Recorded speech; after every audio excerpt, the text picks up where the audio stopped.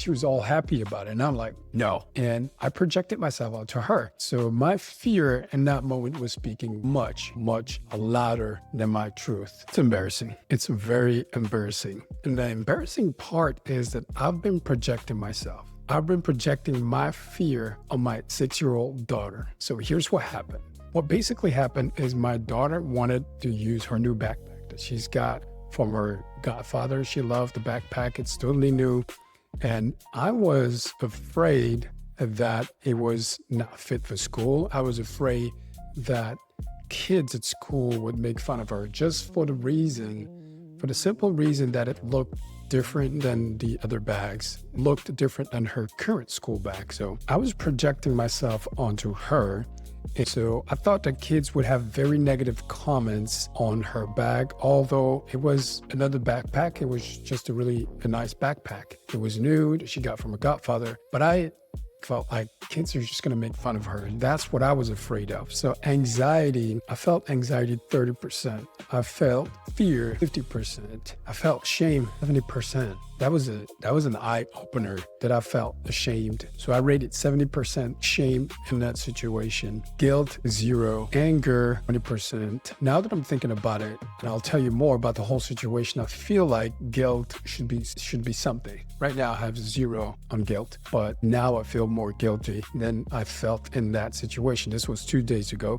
Sadness 0, overwhelmed 0. I felt 40% calm, hope 0, joy 80%. Here's why I felt joy. I felt joy because she got this backpack from her godfather and she really, really loved it. She loved it so much that she wanted to replace her current school bag with this new backpack she got from her godfather. So that made me feel really great about the situation. So how much do I believe this story that I'm telling you myself?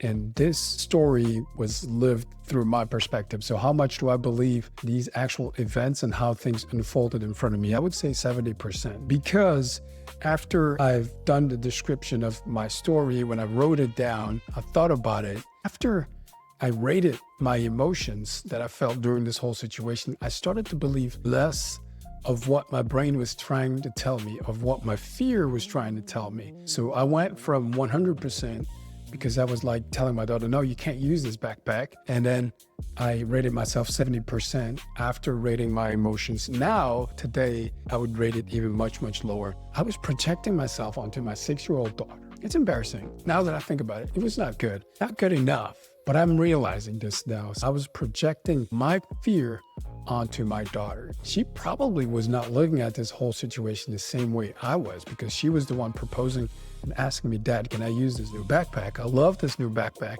I got it from my godfather. Can I use it? She was all happy about it. And I'm like, no. And I projected myself onto her. So my fear in that moment was speaking much, much louder than my truth.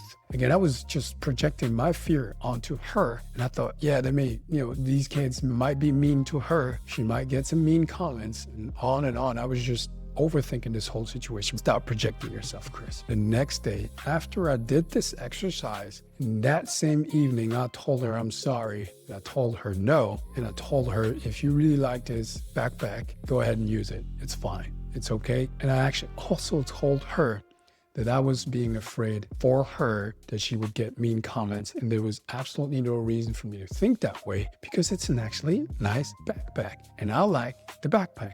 And she likes the backpack, and we should not worry about anything else but that. And that's what I told her. And she was happy about that. She was super happy. She was pumped that she could finally use her new backpack. I did try to rectify the situation by talking to my daughter and actually telling her the truth, telling myself the truth of what really happened. This was another one, and I'm gonna leave you with that. In the meantime, please live truthfully and live courageously. I'm doing this so you can do this too. My name is Chris Kasame. Keep living an empowered life.